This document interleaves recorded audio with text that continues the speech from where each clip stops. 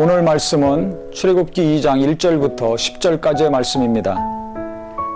레위 가족 중 한 사람이 가서 레위 여자에게 장가들어 그 여자가 임신하여 아들을 낳으니 그가 잘생긴 것을 보고 석 달 동안 그를 숨겼으나 더 숨길 수 없게 되매 그를 위하여 갈대 상자를 가져다가 역청과 나무진을 칠하고 아기를 거기 담아 나일강과 갈대 사이에 두고 즉 이제 2장에 이제 모세가 출현하게 됩니다. 애굽에서 이스라엘 백성들을 인도하는데 하나님이 지도자로 쓰신 큰 인물이죠. 1장 22절 마지막 절에 보면 그러므로 바로가 그의 모든 백성에게 명령하여 이르되 아들이 태어나거든 너희는 그를 나일강에 던지고 딸이거든 살려두라 하였더라. 즉 히브리 산파들이 이스라엘 백성들의 아들들을 죽이지 않고 살리니까 애 낳는다고 달려갔더니 건강해서 이미 아이를 낳았더라. 이렇게 얘기하니까 이제 어떻게 할 도리가 없죠. 그랬더니 아들 낳으면 그냥 강에다가 던져서 죽이라는 것입니다. 이제 대놓고 살인 정책을 펼쳐갑니다. 딸이거든 살려두고 아들이거든 강에다가 던져서 죽이라는 것입니다. 그런데 레위 지파 중에 한 사람이 레위 여자를 만나서 아들을 낳습니다. 이제 모세를 낳은 거죠. 근데 너무 잘생기고 아들인데 어떤 부모가 아들 낳았다고 바로 그냥 강물에 빠뜨려 죽이겠습니까? 정말 안타까운 현실입니다. 석 달 동안 숨겨놨는데 이제 더 이상 숨길 수가 없어요. 왕이 그렇게 명령을 내렸으니까 애굽 사람들은 집집마다 다니면서 울음소리가 나면 아들인지 딸인지 확인하고 아들이라면 뺏어가서 죽이지 않았겠습니까? 그러니까 이게 참 현실적으로 보면 정말 어떻게 말로 표현할 수 없을 정도로 고통스럽고 슬픈 현실입니다. 그런데 이 고통스럽고 애통한 현실, 그래서 이 집 저 집에서 아들을 낳은 기쁨 얼마나 큽니까?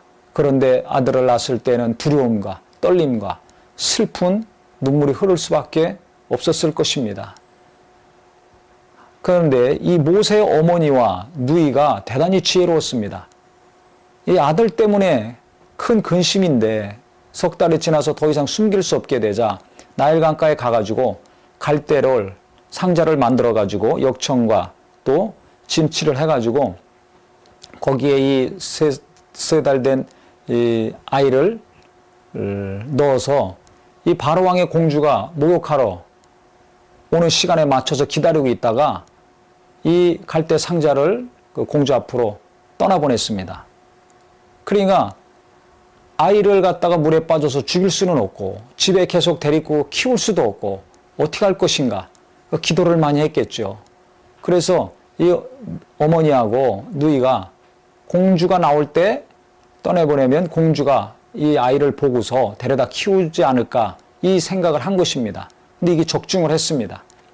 그래서 공주가 와서 보고서 아이가 너무 잘생기고 이쁘니까 그 아이를 갖다가 보는 순간에 이 누이가 바로의 그 공주에게 갔습니다. 7절에 보면 그의 누이가 바로의 딸에게 이르되 내가 가서 당신을 위하여 히브리 여인 중에서 유모를 불러다가 이 아기에게 젖을 먹이게 하리까? 이 유모가 필요한데 갓난아기니까 젖을 먹이고 키워야 될 유모가 필요하죠. 공주가 직접 할 수가 없으니까.